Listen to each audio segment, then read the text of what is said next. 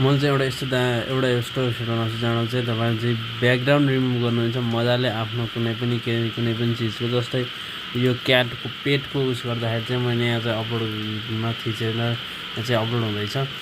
Just simple मैले vibe coding use गरेर Google AI स्टुडियोको मद्दतले एउटा चाहिँ राम्रो हजुरको एआई ब्याकग्राउन्ड रिमुभर बनाएको छु। जस्तै चाहिँ यस्तो चाहिँ यहाँको यसको पछाडिको ब्याकग्राउन्ड पुरै रिमुभ गरिदियो। जस्तै यहाँ ट्रान्सप्यारेन्टमा थिचेछु, ट्रान्सप्यारेन्ट भइसक्यो।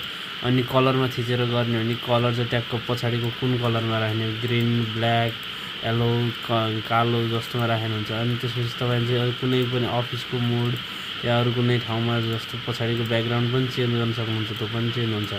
जस्तै यस्तो खतरा बनाएको छु।